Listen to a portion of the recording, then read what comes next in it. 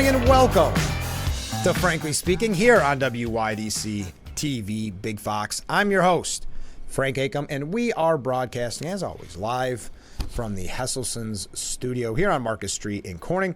We have a couple comments to get to from yesterday's program. By the way, thank you for all the nice messages about the Corning Paint and Post Drama Club interview. They did a great job, and I know a lot of people are looking forward to seeing the Sound of Music. I'll put that up on the screen a little bit later on the poster. Okay, today, just you and me. We've been so busy with guests that I said, and we're going to continue to be busy all week long with guests, but today I said, let's take a moment to catch up because we have a lot of catching up to do. First of all, this message from a viewer after yesterday's program. Both former New York State governors are losers. This is in reference to yesterday when I brought to you about the interview that Cuomo and Patterson did together on I believe it was a radio show in the city. And Cuomo shouldn't be given the time of day, in my opinion. He is angling for a new position. It is clear. But what he did is unconscionable. And I, for one, have a pretty good memory and have some facts to back up my point, sadly. That's a very good point. The reason I've been bringing it up on the show is I find it fascinating because I want to know what he is angling for, to your point. I think, listen, we know about the scandals. We know what drove him out. I also think it is such a disservice to not just the state, but really to the nation to not look into his nursing home decision and many of the decisions he made during COVID. But the nursing home decision was not just tragic, it was, criminal. And that was at a time when he was riding high. I know former Congressman Joe Semplinsky, who was on the program last week for the anniversary show, was talking about the fact, I used to bring it up when I was in radio, and there's others that would bring that up almost, it was daily. It was nearly nonstop. And Steuben County Manager Jack Wheeler used to come on the program, and we discuss, and it really started on a Steuben when it was noticed, this decision, this mandate from the then governor, Andrew Cuomo. And we talked about it extensively. And I think it's something that continues to be talked about, or should be continued to be talked about. And I know he's going to have to go to a subcommittee hearing in Congress, and hopefully we learn more then. And that actually leads to a very interesting point by Glenn H. Reynolds at the New York Post this morning, who says 4 years on, COVID damage remains while Fauci and company pay no price. And it's not just Fauci. But it is interesting to think it's been 4 years since the, quote, 15 days to slow the spread, the start of the COVID lockdowns that did damage from which we still have not recovered from. And I know that I've talked about this with numerous people and just how much it's changed people, how much it's changed our day-to-day lives to this day. As Glenn Reynolds said, I'm embarrassed to admit that I fell for it. I was a COVID hawk in the early days. It seemed right at the time. Sure, Fauci, Nancy Pelosi, and Bill de Blasio were telling us not to worry, to take cruises and go to visit Chinatown.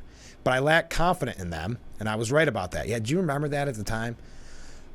It was almost as if anything Trump said, they would go the opposite, or in this case, it was, no, there's nothing to be worried about. Come out and celebrate. They were talking about St. Patrick's Day and the rest. They reversed course about a week later. Neither the lockdowns nor the masking requirements did any good, though they caused a lot of trauma, inconvenience, and colossal economic destruction. Then there were the deaths. This is what ties in. Then there were the deaths caused by Governor Andrew Cuomo's program of moving still contagious COVID patients into old folks' homes, exposing the most vulnerable people to infection. It was despicable. In short, the government response to COVID was probably more destructive than the virus itself. In retrospect, I should have been more skeptical. And I thought this was just almost a mea culpa, an apology from Glenn Reynolds. The economy still hasn't recovered from the distortions COVID measures introduced. Binge drinking and alcohol-related liver disease are up. Children's education and development have obviously, hopefully, will someday be fixed, but is still a main struggle. And the nation has suffered a deep and widespread loss of trust in institutions, which, to be fair, is entirely justified. Even the New York Times now sees sense, quote, the more time students spent in remote instruction, the further they fell behind. And experts say extended closures did little to stop the spread of COVID, and that was in a Monday piece at the New York Times, of all places.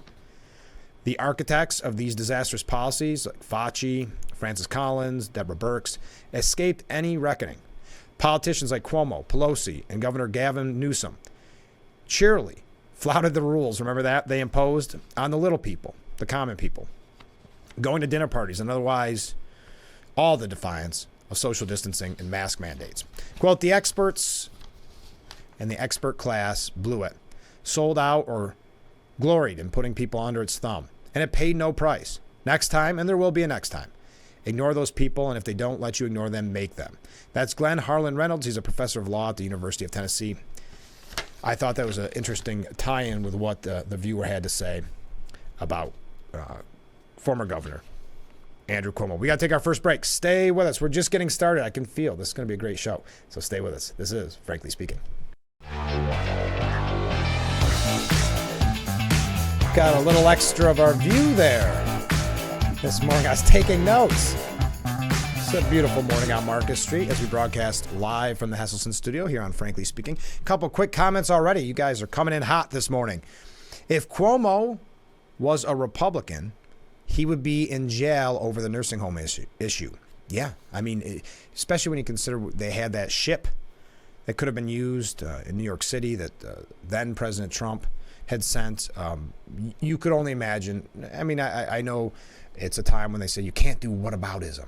But if that were Trump's decision, how would the media's coverage be different? Next comment. I believe Hochul was installed, just like Biden. And Cuomo will try to ride in and fix her mess. We must never forget what Cuomo has done. Reckless endangerment, negligent homicide in our nursing homes. And it's something that is so rarely brought up. And you remember, while he was making that decision, he was as close to a Hollywood movie star as you could get. He was riding high. He was, it was actually talked about, if you recall at the time, that maybe he would move in and run for president instead of Biden. Do you remember that? That's how, I guess you could say, popular he was at the time, except for those of us who knew what was being done. Steuben County being the first to kind of raise the warning flag and saying what is going on here. But it took a long time for any type of criticism. That's not really what ended up bringing the former governor down anyway. Here's a comment from a viewer. Accountability is as rare as a Bigfoot sighting with the media-supported Democrats. Thank you. And there's another nice wave. Yes, we're receiving a lot of waves, a lot of comments.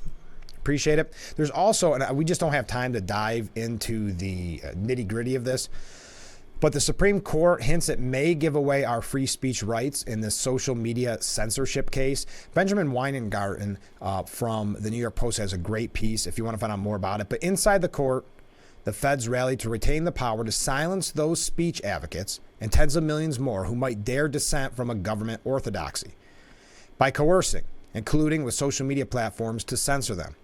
Disturbingly, the Supreme Court might have bought the government's argument. That would leave the censorship industrial complex intact, guaranteeing not only rampant domestic interference in our elections, but the death knell of our free speech rights in the digital public square. Now, I'm not going to go through all the arguments, and this is not even that lengthy of a piece. We just don't have time for it because I am already running a little bit late. But the court's this is why I bring it up, because, we keep hearing about conservative Supreme Court, conservatives. Well, it does seem, obviously it's got more conservative judges on it, but doesn't it seem very often that conservative judges aren't always a hard line, that you can never be sure of which way they'll go? Outrageously, the government claimed its purported right to speech would be under threat should the court side with the plaintiffs. A right it acknowledged is not constitutional, but part of democratic governance. It lamented it would be subjected to sprawling audits if the standards in the case held, and is subjected to oversight and accountability when it threatens our most basic rights. Our ruling regime, that is, played the victim in all this. The court's three most liberal justices unsurprisingly looked to concur with the Fed's perverse view in questioning, but contrast Justice Thomas, Samuel Alito, and Neil Gorsuch. They did not seem favorably disposed to the government's case, but this is why I bring it up. Chief Justice John Roberts and Justices Brett Kavanaugh and Amy Coney Barrett were more deferential to it. The case's outcome, therefore, and our right to free speech in the digital public square is likely to hinge on how those three rule: Roberts, Kavanaugh, and Barrett. All right. Just wanted to pass that along. I would highly recommend, if you have a chance, to read that article. And it kind of ties in. I'm running late. Well, yeah, it ties in with one other article. Then we're going to get on to presidential. We've got some New York State issues as well that I think you're going to find very interesting. So stay with us. We're just getting started here on Frankly Speaking. Can you tell why we're so excited to go to 2 hours? Because it moves fast with 1 hour. So stay with us.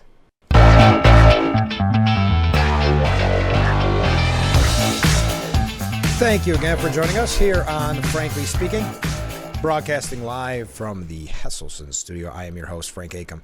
One last thing to tie in with that Supreme Court issue. I was kind of surprised to see this on Drudge Report this morning. The headline was, Sonia Sotomayor must retire. And this is a piece by Josh Barrow.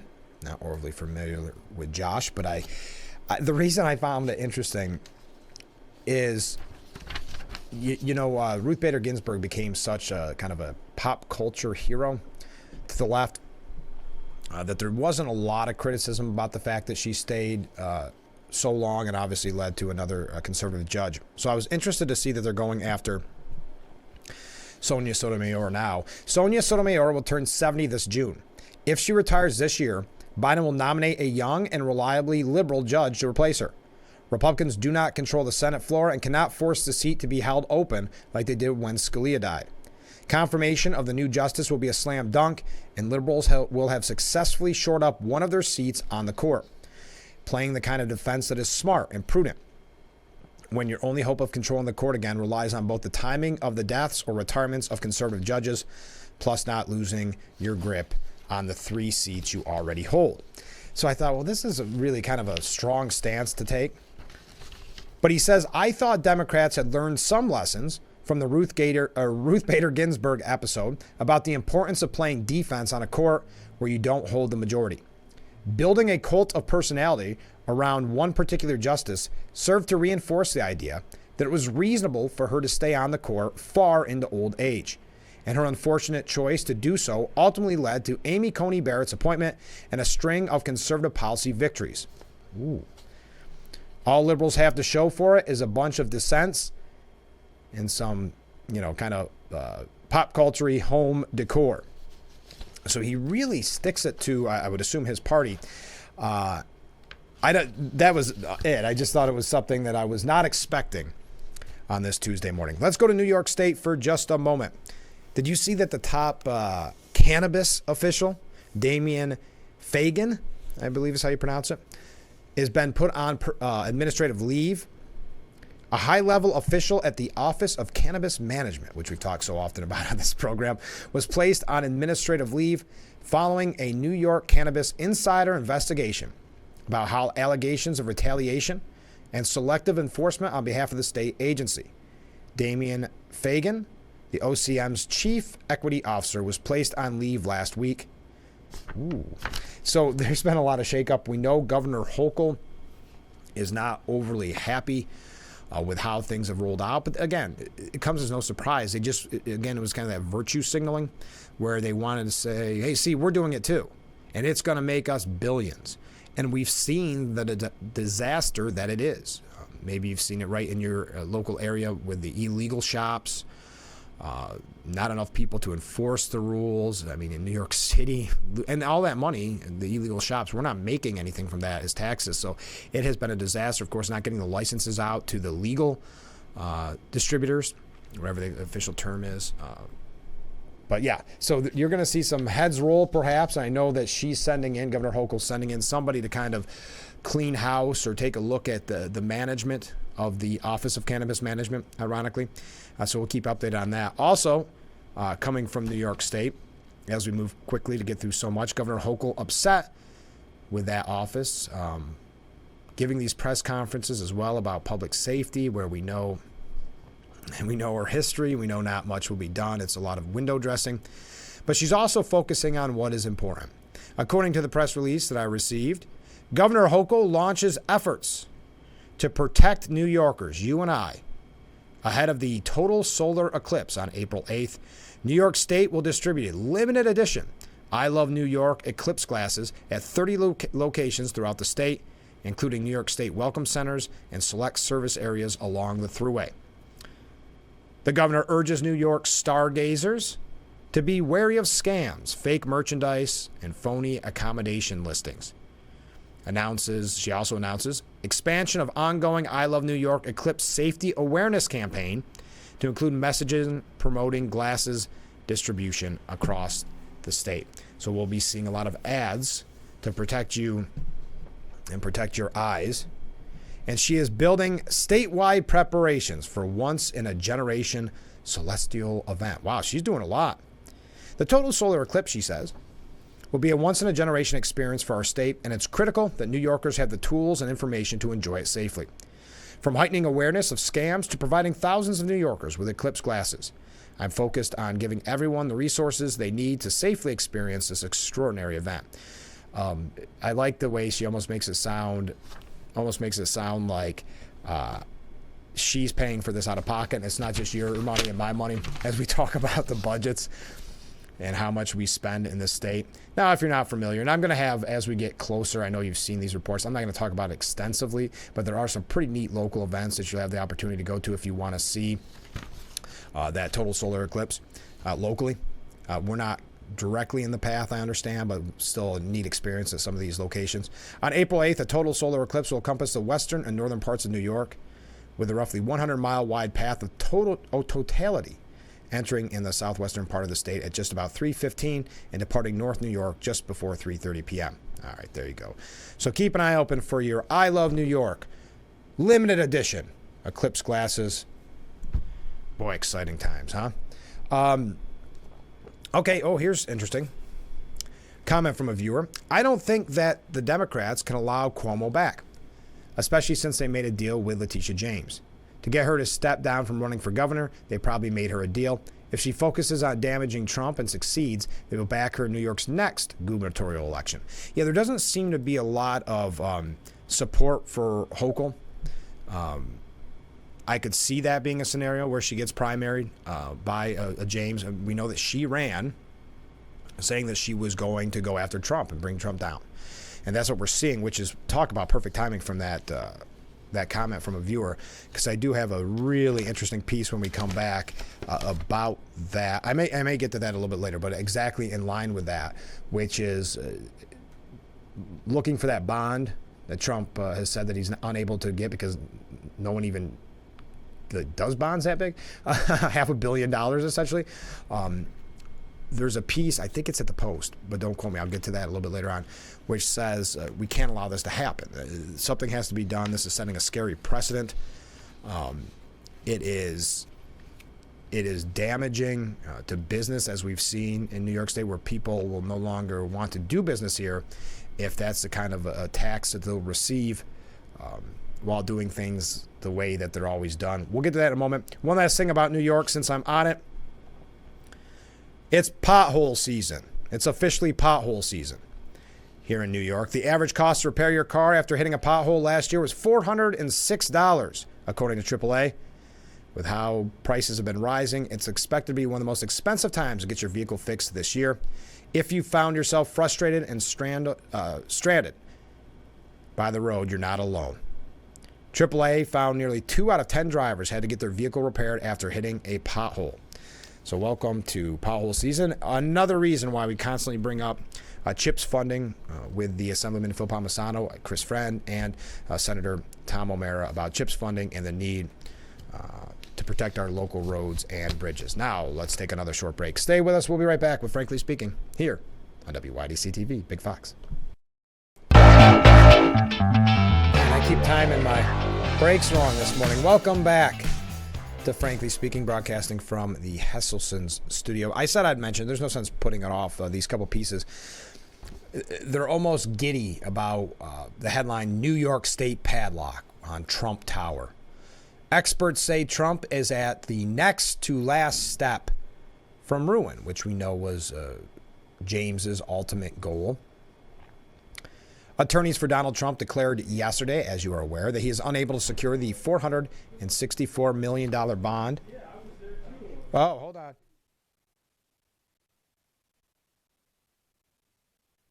That was me yelling with the mic off. You just saw that on live TV. Attorneys for Donald Trump declared Monday that he is unable to secure the $464 million bond due in his New York fraud case, saying that turning over the entire amount is a practical impossibility. And the development could lead to a New York empire becoming property of the state. So you could see literally Letitia James putting a padlock on Trump Tower. That's according to legal analyst Glenn Kirshner. It would look like Tish James, figuratively speaking, putting a big New York State padlock on Trump Tower, for example. I don't know at this point. Do you think it would be figuratively? You know, we talked about the Office of Cannabis Management. And bear with me while I'm comparing these two. When I did see that bust, because there was a place right by us, when there was an illegal shop that got busted, I happened to be able to witness it all. And to me, it seemed more about the optics in a way, where it was the first thing to come out of the gate was a guy with the posters that said this is illegal. And it just seemed very, as someone that kind of knows a little bit about this, very PR-esque, very public relations focused. So would you think, on this side of the coin, as someone who ran saying that they're going to bring down Trump, do you see a scenario where she doesn't maybe just put a padlock on, or definitely the posters, the eviction notice, whatever it would look like, to really have that optic? Because her name would be included in all those articles and all those pictures. It would be such a headline for her. So I think saying figuratively in this scenario may not be accurate.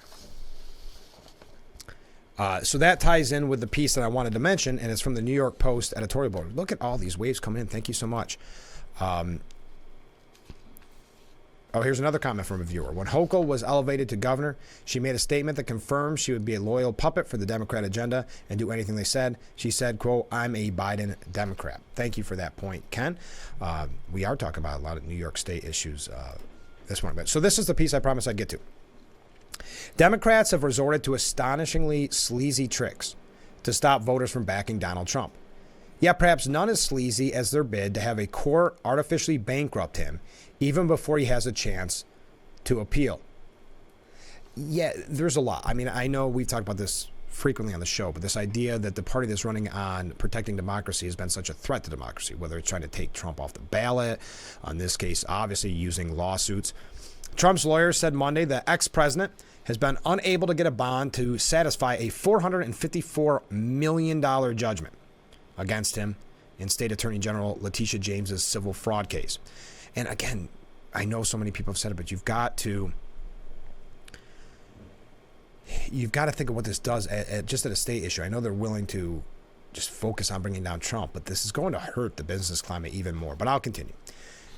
Which was James' real goal, in hopes that impoverishing him will make it hard, if not impossible, to run an effective campaign for president. Unless Trump comes with a bond or cash by next week, James can start seizing his properties. His only way to avoid that, a fire sale of those same properties. It's outrageous. How would he get them back if his appeal succeeds? Either way, his losses would be enormous. And that's the point. They're now saying that he has to give up this money before he can even appeal. Think about that. It's enormously unfair, says the Post editorial board. The penalty itself, nearly $500 million, was beyond absurd and patently biased. No one, not a single person, was harmed by Trump's supposed wrongdoings in this case. Even the judge admitted that. Banks that Trump supposedly defrauded themselves don't think he did. Not one lost a penny. Let me reiterate that. Banks that Trump supposedly defrauded themselves don't think he did. And not one of those banks lost a penny. Yes, the court found he exaggerated the value of his properties. But that's standard practice in the big-time real estate banking world, which is why lenders don't rely on borrowers' estimates. Yet not only did Justice Engoron find Trump guilty, he hit him with $355 million in penalties plus interest. And obviously fearing the fine, this is an important part here, and obviously fearing the fine would be tossed on appeal. Engoron ruled that Trump must raise the dough immediately in order to even be able to appeal the trial court decision. An appellate judge declined to block that post the money now ruling, though a higher court is now reviewing it. How is it possible in America in the year 2024 that a man could be stripped of hundreds of millions of dollars in assets even before he has a chance to appeal? It's simply unthinkable. And you've got to say, is there any doubt none of this would be happening if Trump wasn't running for president? Now James and her pals aim to strip him of his assets based on the most ludicrous charge. Other cases against Trump have enraged the public, only to see voters rally behind him. Expect the same result now. I would agree. I think people see this for what it is, and it's the weaponization of the justice system is how people see this. And it's why, Trump said it at one of his rallies a long time ago that he's one indictment away from the White House. That's what it feels like. People are more and more saying, I didn't like Trump. I don't like his attitude or speeches, whatever it is, but I don't like what they're doing, trying to keep him off the ballot, lawsuits like this, et cetera, to not at least give me the opportunity to decide whether I want to vote for him or not. And that's on top of, obviously, the media's campaign, which we've talked about extensively, to bring him down. I've got some examples of that as well. I see a lot of comments coming in. I didn't have a chance to read them yet. I'm going to look at them right now. So please stay with us, and we'll get to some of those comments when we come back here on Frankly Speaking on WYDC TV. Big Fox. We'll be right back.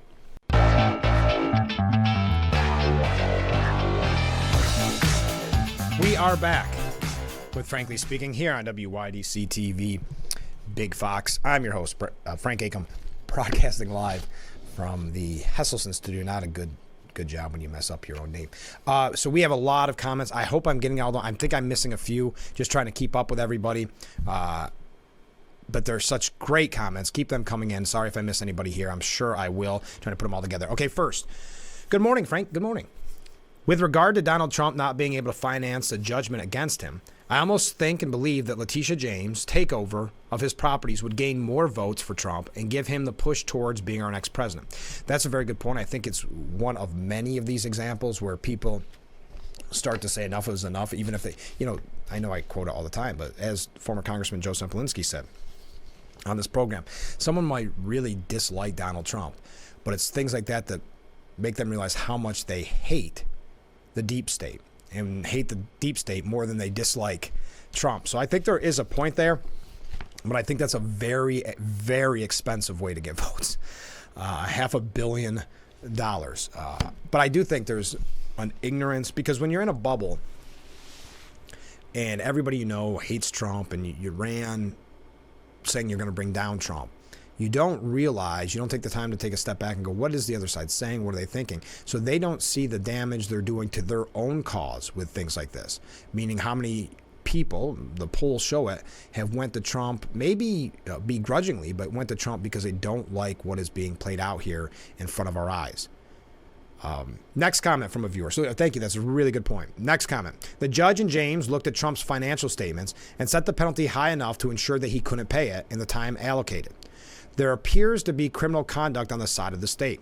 I do wonder why this isn't being taken to the Supreme Court. I do too. I wonder why something hasn't been done to stop this at this point. I mean, I think no matter what you think personally of Trump, you can't look at this and say it's a good thing. Now, you may, from a selfish way, think, I don't care, anything that gets Trump. Okay, if that's it, be honest with it. But you can't look at it as this is in any way, shape, or fair, or that you would, what your opinion would, show some empathy and see what your opinion would be if it was, Biden that had to go through this, or if it was your candidate of choice, if you saw this. So yes, I do think something should be done, like the Post said.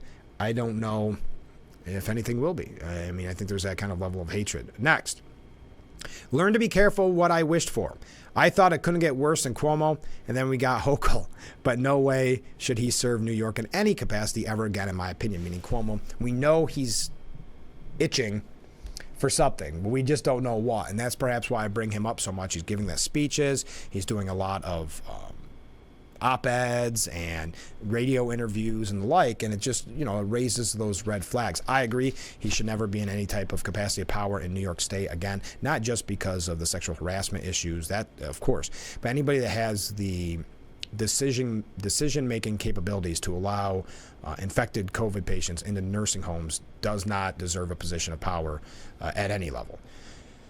Okay, big question. Why did they wait all these years till now to charge him, meaning Trump? Not to mention they should have gotten a change of venue after she said she was going to go after him or go get him. Yeah, I agree. There's a lot of issues, and that's why you're rushing it. That's why you're saying, nope, you got to have the money now. They're trying to do it all almost like a kid before they get caught.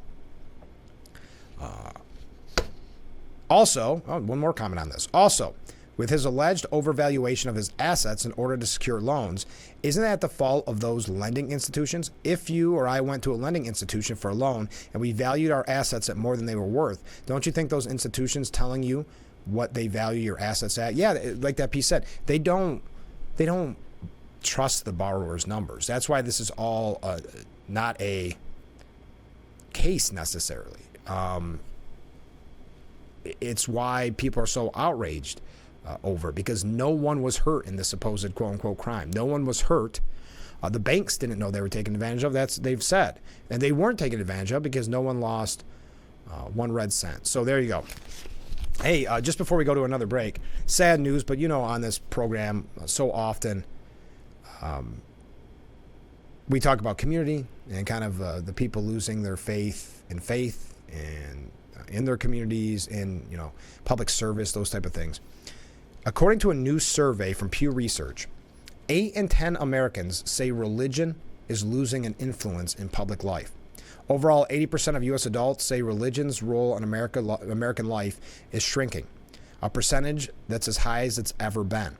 Nearly half, which is 49%, say the decline of religious influence in public life is a bad thing.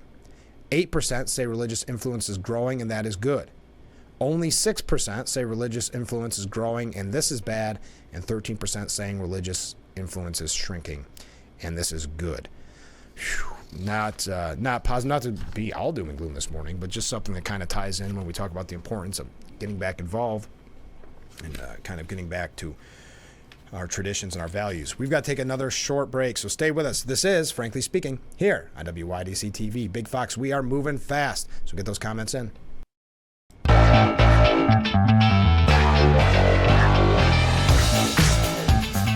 Welcome back to Frankly Speaking here on WYDC TV. Big Fox, I am your host, Frank Acomb. We're broadcasting live from the Hesselson studio, and I got to thank everybody today. Sorry if I missed anybody. I know that sometimes I get caught up in how many comments we receive, but really great discussion this morning, back and forth. Oh, by the way, I know we got some RFK Jr., I'm not going to say supporters, but perhaps fans or watching from a distance how this is all going. Did you see he got snubbed on St. Patrick's Day? I meant to mention this yesterday, but Robert F. Kennedy Jr. was, well, you would have to say snubbed, from a family gathering at the White House to celebrate St. Patrick's Day on Sunday. His younger sister, Carrie Kennedy, posted a photo featuring about 30 members of the Kennedy family dynasty. Carrie Kennedy captioned the photo of the gathering with the quote, "It's not enough to wish the world were better. You must make the world better. President Biden, you make the world better. Happy St. Patrick's Day." So Kennedy not getting the invite, Robert F. Kennedy Jr. By the way, this I did not realize. According to Real Clear Politics, Kennedy is averaging 15% against Biden's 35.5% and Trump's 39.8%. That's enough. This is why I bring it up. That's enough support to land him on the debate stage alongside Biden and Trump if he can retain those numbers from credible pollsters. So he's actually enough that he could debate. Having said that, I don't believe there's going to be debates. I've made that pretty clear on my position on that. I don't see a scenario where Biden allows a debate to happen. I know the media can talk about the State of the Union all they want, well-rehearsed, well-practiced. It's a whole different ballgame when you get in there with someone, especially like Trump, but just a debate in general. Did you also see, I know we brought this up in the past, I don't want to say I kind of forgot about this, but did you see that Biden didn't acknowledge his 5th granddaughter? That's the the child that was fathered by Hunter Biden out of wedlock. It was kind of a controversy for a while because it wasn't fair to the girl. I mean, the girl did nothing wrong, but there seems to be kind of a stigma against her for whatever reason. President Biden on Monday refused to acknowledge his fifth granddaughter, fathered out of wedlock by first son Hunter Biden. This coming from Victor Neva at the New York Post. During remarks at a Women's History Month reception at the White House, he said, quote, "I see a future for all Americans, a future for my daughter and my 4 granddaughters. By the way, they're incredible. You should meet my granddaughters." Oh, you think I'm kidding? I'm not. Typical. We could have wrote that statement for Biden, just how he talks. But Biden, 81, has on numerous occasions claimed that he only has 6 grandchildren, ignoring 4-year-old Navy Joan Roberts, the daughter of Hunter, and his Arkansas, an affair he had with London Roberts. It was kind of a controversy for a while, kind of dropped off the map, so I want to give that to you. Also, Biden's got new shoes. Did you see I meant to have the picture up, but we ran out of time. Biden's new footwear. Many believe it's to help protect against falls and stumbles. It's called Hoka Transport sneakers. With his formal suits, it doesn't look that great, kind of is very noticeable. Politico first reported on Biden's increasing use of tennis shoes back in January, citing a source close to the president who said Biden used to resist wearing the casual shoes because he was concerned about not looking presidential enough, but eventually conceded for reasons of comfort. Well, there you go. Whatever the reason may be. We got to take another short break. Stay with us. I see more comments coming in. Keep them coming in if you don't mind. And we'll be right back with Frankly Speaking. We are back with Frankly Speaking. It's tough to keep up with all these messages. They're so great. Thank you so much. And if I don't get to them this morning on the air, I'll definitely read them after the program. Here's another one. We all talk about why the Democrat machine is going after Trump and can come up with a lot of reasons. The Democrats realize that the majority of this country is not with them. So the real message that they are sending to the country is, look what we can do to a billionaire ex-president. Sit down, shut up, and we won't do it to you. And I know Trump has spoke on that in the past, and I think that's why they won't show as many of his rallies anymore, because that message resonated with so many people, which was the kind of the forgotten man and forgotten woman out there, and that he was kind of the last safe, or the last one willing to fight for those, maybe the last one to take the brunt of it for the American people. Hey, thank you for this comment. Excellent. Great job you are doing. Love your show. Thank you. I will say we're all excited, and so many people reached out. I know I keep saying it, but it's so nice that we are going 2 hours on April 1st. Today is definitely one of those days I wish we were on 2 hours. Before we go to break, so do you realize, I don't know if you've followed this in the news, but the Hezbollah member that was caught at the border, he would have most likely, according to anonymous sources from the Post that reached out, ISA officials and like that, but had to speak on anonymity, that he would have been released into the United States if he hadn't been the one that admitted to his terror ties. On March 12th, he admitted to a border agent he is a member of Hezbollah. An ICE source told the Post that I don't know if I'm pronouncing this right, but Abadi had not admitted to being part of Hezbollah, Border Patrol could have potentially released him into the country freely with a date to report to court, or potentially placed him on an ankle monitor as an alternative to detention. And Todd Benson, we got to take a break, has a piece. This is also at the Post. We're Post heavy today. Biden knows terrorists are crossing the border. Why doesn't he stop it? If Abadi didn't admit he seemed poised to be ushered into America with everyone else crossing the border from all the nations of the Middle East and world who arrive without any identification. None of this is a surprise, yet no one in power has lifted a finger to stop it. In his latest testimony to Congress, only 2 days before Abadi gave himself up, FBI Director Christopher Wray told the Senate Select Committee on Intelligence that a wide array of very dangerous threats that emanate from the southwestern border. So I want to be a little careful about how far I go. But there is a particular network that has, where some of the overseas facilitators of the smuggling network have ISIS ties that we are very concerned about, and that we've been spreading enormous amount of effort with our partners that we're investigating. So finally, he wraps up before we go to break. The Biden administration refuses to do the right thing for Homeland Security in the continuing age of Islamic terrorism, and Americans are the ones at risk. The border is a time bomb. I know, scary stuff this morning. Let's take a quick break. Stay with us.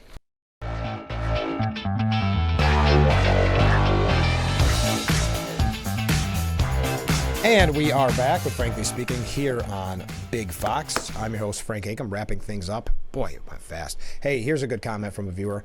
Cut New York City loose and make it District of New York, just like D.C. Hey, any plan is okay with me. There's been so many times where we got excited over. I mean, there is obviously a push for it. It just never seems to go anywhere to have a kind of the split. But it would be nice if conversations were ongoing, and I think they are. I just don't know how much oomph is behind them. Here's another comment from a different viewer. There is no end to the lies and cover-up the left will use to get what they want. How can anyone not see this? Well, I think it goes back to the conversation we're having about Letitia James. That in her world, in her bubble, surrounded by yes men and also around people that can't stand Trump, this all seems good because the ends justify the means. It's all worth it to bring down Trump. They don't even have the second to think about the fact that it could lead more people to Trump. That's not even, it can't be, because in their world, everybody hates Trump. And it's only as the media paints Trump supporters as the horrible deplorables, right? The maybe hillbilly type people that they try to portray them as, and not the people that say, I'm really sick of the deep state or the weaponization of the justice system, et cetera, et cetera. Oh no. I like this. From our friend Ken. I'm almost 70, partial, retired a year ago. I've gotten used to getting up about 6:30 now. With your show starting at 6 soon, can you give me a call weekday mornings at about 5:30 to make sure I don't miss it? Sure. We'll start doing wake-up calls for everyone. I do appreciate that's funny. That made me laugh pretty good. Yeah, it's going to be interesting. I'm really looking forward to it, and I see the overall reaction's been very positive. I am now, if you can tell, working on different ways to how I can figure out the mornings. Getting up a little bit earlier, trying to streamline my time and maybe not have as much time to lounge around. So it's going to be good. Starting April 1st, I'm really looking forward to it. We are out of time, though, for today's edition of Frankly Speaking. I had so many other things to get to. Poor Mike Johnson. How many times are they going to have the Mike Johnson's problems are about to get even worse article? Well, there's more. Have a great day, everyone. Thank you for all the amazing comments. We're going to have guests the rest of the week, so make sure, and I know I keep mentioning Phil Palmisano will be in for the show on Friday, too, if you have any questions for him. But we'll have a lot of guests this week, so don't miss it. Starting at 7 for now with Frankly Speaking, only on WYDC TV. Big Fox. Have a great day, everyone. We'll see you tomorrow morning, bright and early.